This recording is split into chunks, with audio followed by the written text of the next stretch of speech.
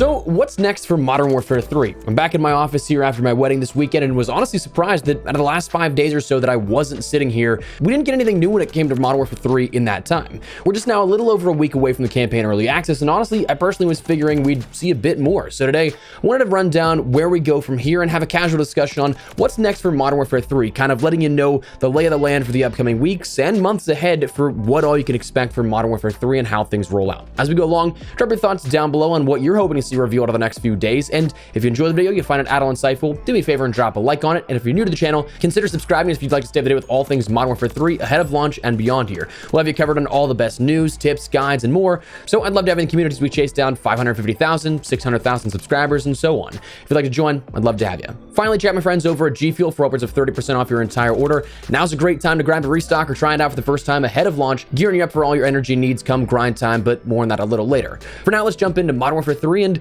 what's next and what you should expect here in the upcoming days to weeks. So again, honestly pretty surprised that we didn't get anything really beyond the new The Lobby live action promo, calling back to the old There's a Soldier in All of Us promos of years past. However, it's likely due in part to that haunting event update as of last week, that air quote mid-season update for Modern Warfare 2 that wasn't really our traditional mid-season update, offering more of just event content than actual contents of like weapons, maps, and all. So that kind of stuff, even though if you may be accustomed to it, you didn't quite get all that, but some cool stuff that was added no less. But anyways, however, with that out of the way, full attention is now likely going to be given to the launch of Modern Warfare 3 as we shift away from the last major content update for Modern Warfare 2 and now gear up for what's next, starting with campaign early access. Last year was the first time we saw campaign early access. We also saw alongside that a story trailer released on the 6th of October while the campaign early access started on the 20th. So 2 weeks ahead of time here. Now, obviously that mark has been missed. Last week would have been the 2-week out mark for campaign early access, but it's very possible we end up seeing now an actual trailer go along with that here as of the 1-week out mark. That's kind of the target I'm expecting now to see the countdown to campaign early access start. Maybe even seeing some teasers here like we saw last year with individual like 15-second cuts of certain individual missions shown as their own sort of trailers. But with the week ahead, we'll see tomorrow is an update for Modern Warfare 2's haunting event that will unlock that last sector of the rewards for the haunting event, including that new camo. So that leaves a few days before early access hits that 1-week out marker. Early access starts on the 2nd, so we'll have until Thursday then at that point. So I'd wager tomorrow is a bit of a here's what's new in Modern Warfare 2. It's possible we see something alongside that, though based off prior marketing, that bigger stuff they like to leave uninterrupted. So Wednesday or Thursday, maybe even seeing like a story trailer going along with that. But I'd wager you can maybe mark this whole next week as teasers building up to that campaign early access with blogs and perhaps more information sprinkled in there. By comparison, last year we ended up seeing a lot of stuff in regards to like campaign rewards having their own blog post, where each individual mission, of course, granted you a new reward alongside that. So detailing that ahead of schedule. They gave a full recap of everything you need to know, like kind of telling you where the story is going and what to expect. Something that, again, if we see a trailer, also kind of does the same thing, because right now we don't know a whole ton about where the story is going. We know a few basics, but that's about it, and possibly some other blog posts detailed as well. But again, that big initial item up on deck in the near future horizon is that campaign early access, which unfortunately is for pre-purchases of the game digitally only. So unfortunately, that means, again, you can't just sort of cheese it like you could like a beta code. If you went to a mom and pop shop, got $5 down on your copy, got the beta code, then returned it and was like, I don't really want this, and get your money back. This is only available for those that digitally pre-purchase on Xbox, PlayStation, or PC platforms. But of course, that'll then afford you, if you do, and you of course know you want to pick up the game, I wouldn't say this is a deal breaker to end up doing that, but if you know you're going to, or whatever the case, this allows you to play the game and its campaign a week early. So you don't have to rush to try and figure out, okay, do I want to play campaign, multiplayer, zombies? Where do I start this grind come launch time? That is the one thing that I definitely really do enjoy out of this past year and then this upcoming year, is that we do have that sort of spread out a bit. It's not just a massive drop all at once. But anyways, that's your campaign early access. This was coming up in just a little over a week. Now, beyond that, that's a week then from launch of campaign early access to launch of the full game, November 10th.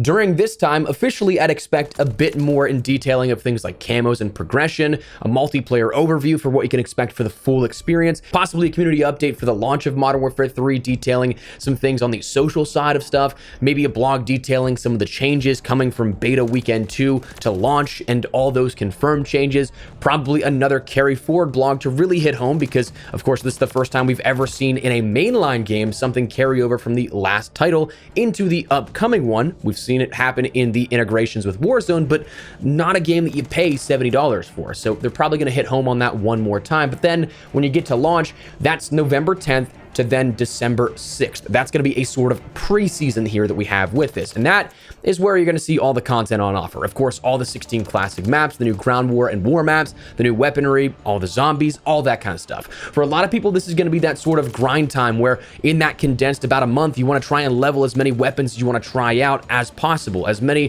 camos you want to get done as possible. Because for a lot of people now, Warzone is going to be that big focal point, which comes in Season 1, that big update to give us Urzikstan, to give us the next chapter of Warzone here with this. But during that time, you're going to have about a month or so unimpeded to grind out stuff. From a marketing perspective, you're probably not going to see a whole ton in regards to blog posts, trailers, videos, and such because it's hands-on. People have the game now at this point. They can experience it for themselves, and it is something that just allows players that time to play, focusing only on the play. Now, of course, fingers crossed that doesn't include things like communication with the studios, changes on issues if they do come up, because I don't think we've ever seen a COD launch where there isn't something busted to some degree. That just seems to be the nature of the House of Cards of development. So obviously, we want to see those things fixed out as quick as possible if issues do arise. But anyways, that kind of stuff is what you can expect in that sort of month between launch and Season 1. Now, one of the key and biggest things to note, I think, here out of this, and one that is kind of a lesser focused on detail in the marketing, is that the battle pass that we have right now for Season 6 and Modern Warfare 2, again, all this stuff is going to carry over into Modern Warfare 3. So if you like the new, say, spawn operator, if you like the blueprints that come along with the battle pass, whatever the case may be, that kind of stuff, if you don't finish it, might be a little worrying to you if you want to see that transfer over into Modern Warfare 3. However, it is something that's already been confirmed. All of the battle pass will be progressible throughout the preseason of Modern Warfare 3. So again, that timetable of November 10th to what will be December 6th, based off the time given in the Battle Pass right now, you will still be able to earn XP for that Battle Pass and have things be unlocked while playing Modern Warfare 3. So that time spent in Modern Warfare 3 will still grant you the exact same one-to-one time earned on XP for Battle Pass stuff in Modern Warfare 2. That was confirmed in a tweet actually almost a month ago at this point, where they said, "We've seen some questions about the Season 6 Battle Pass and wanted to provide some additional details.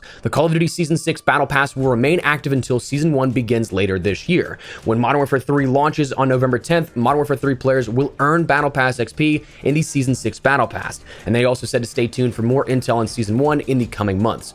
But I mean, that's a big thing here with this, because honestly, I'm sure a lot of people probably don't want to go back and play too much Modern Warfare 2 if they really enjoyed how Modern Warfare 3 felt. And honestly, some people just got really busy, myself included. I haven't progressed a single tier of the Battle Pass just yet because I've yet to have any free time to sit down and play Modern Warfare 2 and Warzone since the season really began. Having gone immediately after the season started to do some traveling down to COD Next, then coming back getting married, it's just incredibly busy that I haven't been able to. So while initially I was a little worried that, crap, we're about 2 weeks out from Modern Warfare 3's launch, I might not be able to finish all this kind of stuff, you don't have to worry if you're in the same sort of situation, whether not even starting the Battle Pass or halfway through, whatever the case. You'll have that opportunity.